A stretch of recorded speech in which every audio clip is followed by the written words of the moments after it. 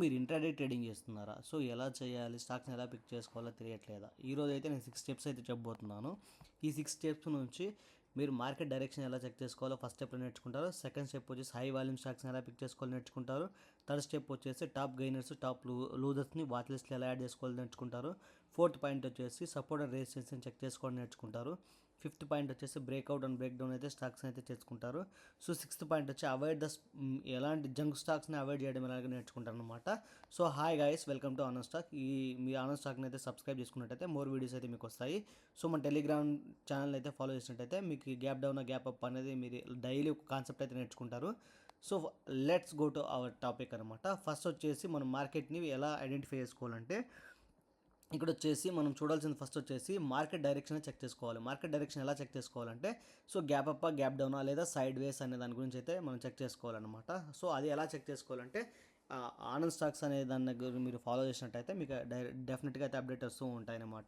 So gap up gap down ఎలా gap up gap down అనేది so minimum 80 points above ఉన్నట్టయితే gap అప్లా మనం treat చేస్తాం అనమాట. అక్కడ నుంచి minimum 80 to 100 to 250 and points దాకా పెరిగే ఛాన్స్ అయితే ప్రాబిలిటీ ఎక్కువ ఉంటుంది అనమాట. సో గ్యాప్ డౌన్ అనేది మనం ఎప్పుడు చూసుకుంటామంటే మినిమం 80 పాయింట్స్ డౌన్ సైడ్ కానీ 50 to 80 పాయింట్స్ డౌన్ సైడ్ అయితే కానీ సో దాని గ్యాప్ డౌన్గా మనం తీసుకుంటాం అనమాట. సో అప్పుడు ప్రాబిలిటీ ఎక్కువ ఉంటుంది మనకు ఇంట్రాడే ట్రేడింగ్ చేయడానికి. సో దీన్ని బేస్ చేసుకుని ఉండాలి. So minimum 50 below 50 points gap up 50 points gap down ఉన్నట్టయితే దాన్ని మనం సైడ్ వేస్కి అయితే కన్సిడర్ చేసుకుంటాం అనమాట. సో ఫస్ట్ పాయింట్ అయితే మనకు క్లియర్ అనమాట. Gap up gap down direction ఎలా చెక్ చేసుకోవాలో మనకు తెలిసినట్టు మార్కెట్ కన్సల్టేషన్లో ఉందా, సో అబౌవ్ మొమెంటం ఉందా లేదా డౌన్ ట్రెండ్ ఉందా దాన్ని పిక్ చేసుకొని అయిపోయింది అనమాట. ఇక్కడ వచ్చి హై వాల్యూమ్ స్టాక్స్ని ఎలా సెలెక్ట్ చేసుకోవాలంటే సో మనం ఎన్ఎస్సి వెబ్సైట్లోకి వచ్చేసిన తర్వాత ఇక్కడ మార్కెట్ ఉంది కదా, మార్కెట్లోకి వచ్చేసి మార్కెట్ నుంచి మనం ఇక్కడ ఆప్షన్ చైన్ ఉంది కదా, ఆప్షన్ చైన్ మీద క్లిక్ చేసినట్టయితే సో ఇక్కడ మనకైతే వాల్యూమ్స్ ఎక్కువ ఉంటాయి అనమాట. సో ఈ వాల్యూమ్స్ని బేస్ చేసుకుని అయితే మనమైతే నెక్స్ట్ అయితే చూసుకోవచ్చు అనమాట. ఇక్కడ ఓఏ చేంజెస్ ఉంటాయి. ఓఏ చేంజ్ని బేస్ చేసుకుని అయితే మనమైతే ఈజీగా అయితే అండర్స్టాండ్ చేసుకోవచ్చు అనమాట. ఏ బేస్డ్ ఆన్ ఏదైతే అబో సైడ్ ఉందో ఏదైతే డౌన్ సైడ్ ఉందో దాన్ని పిక్ చేసుకొని సో దాన్ని బట్టి మనమైతే ఫార్వర్డ్గా అయితే వెళ్ళొచ్చు అనమాట. సో దీనికి ఇంకొక ఆప్షన్ కూడా ఉంది మనకి. ఆ ఆప్షన్ అంటే నేను చూపిస్తాను ఇక్కడ. సో ఇక్కడ వచ్చేసి మనం టాప్ గెయినర్లోకి వచ్చేసి సో మనం ఎనీ స్టాక్ ఏదైనా టాప్ గెయినర్లో ఉన్న ఓన్లీ 2 స్టాక్స్ మాత్రం పిక్ చేసుకోవాలి. అది ఫస్ట్ అండ్ సెకండ్ స్టాక్స్ మాత్రమే. ఇక్కడ చూడండి, ఫస్ట్ అండ్ సెకండ్ స్టాక్ని పిక్ చేసుకోవాలి. టాప్ లూడర్స్లోకి వచ్చిన తర్వాత ఇక్కడ కూడా ఫస్ట్ అండ్ సెకండ్ స్టాక్ని పిక్ చేసుకోవాలి. సో సపోజ్ మనము ఆదాని తీసుకున్నాం అనుకోండి, జస్ట్ మనం ఇక్కడ వచ్చి యాడ్ చేసుకోవాలి. సో ఆదాని దాని గురించి అయితే ఒకదాన్ని యాడ్ చేసుకున్న తర్వాత సో మీకైతే నేను చూపిస్తా, క్లియర్ కట్గా చూపిస్తా. టాప్ లూజర్స్లో వచ్చేసి ఒకటి తీసుకుంటా, M&M అయితే తీసుకుంటాను అనమాట నేను ఇక్కడ. సో మీకు క్లియర్ కట్గా మీకు చూపిస్తాను ఎలా మనం చేసుకోవాలనే దాని గురించి. బోత్ యాడ్ చేసుకున్నాను ఇక్కడ. సో ఇక్కడ నేను ఏం చేస్తానంటే ఇక్కడ వచ్చేసి నెక్స్ట్ ఇక్కడ దాకా థర్డ్ పాయింట్ అనేది క్లోజ్ అయింది అనమాట. ఇక్కడ సపోర్ట్ అండ్ రెసిస్టెన్స్ చెక్ చేసుకోవాలి.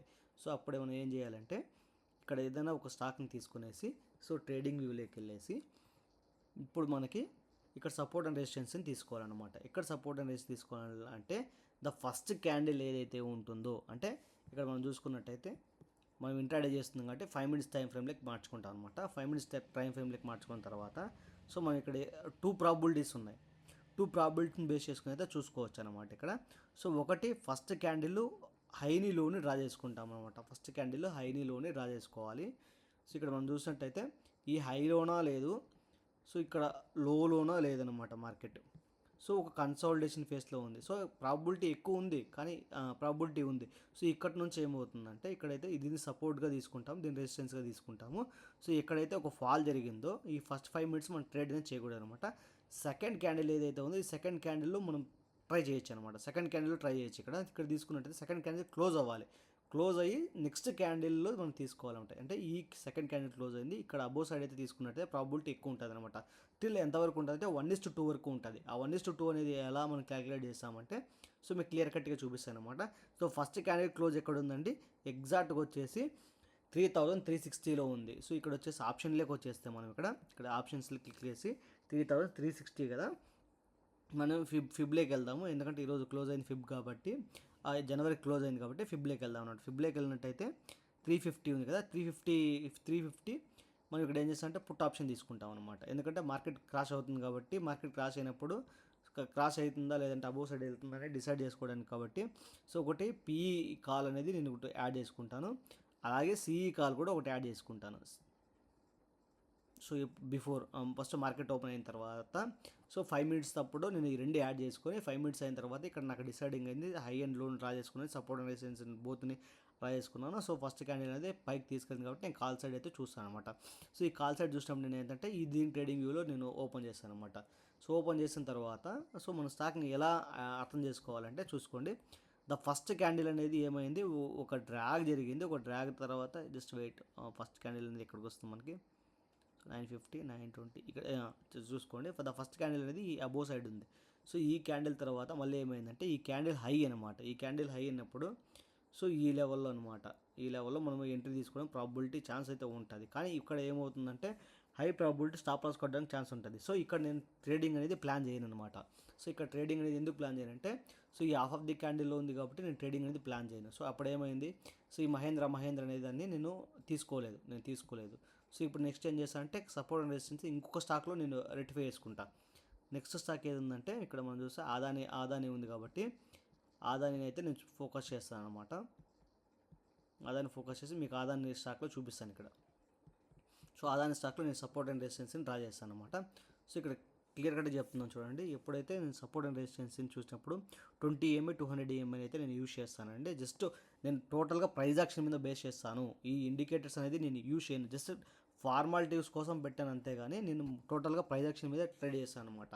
సో ఇక్కడ నేను ఏం చేస్తానంటే ఫస్ట్ క్యాండిల్ యాజ్ యూజువల్గా అయితే అక్కడ 5 మినిట్స్ క్యాండిల్లో నేను ఫస్ట్ క్యాండిల్ ఇక్కడ ఫస్ట్ క్యాండిల్ హైని లోని డ్రా చేసుకుంటాను నేను.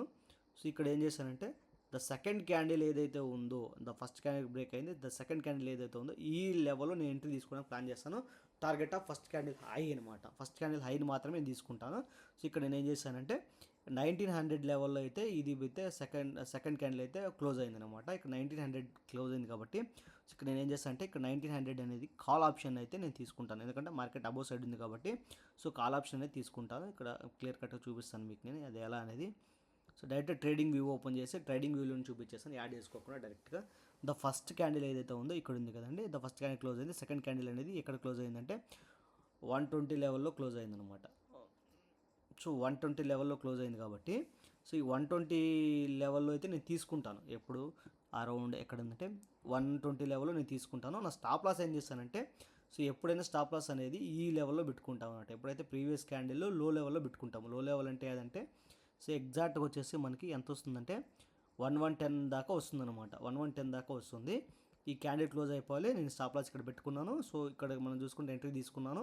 సో అక్కడ నుంచి నేను 1:2 తీసుకుంటా. ఇక్కడ ఎంత ఉంది నాకు, సో అరౌండ్ 9 పాయింట్స్ ఉంది నా స్టాప్ లాస్. నా టార్గెట్ ఎంత తీసుకుంటా అంటే నేను 1:2 తీసుకుంటా. యావరేజ్గా 1:2 తీసుకుంటా. ఇక్కడ చూడండి నేను 20 పాయింట్స్ వరకు గ్రాప్ చేయడానికి అయితే ప్రాబిలిటీ ఉంది.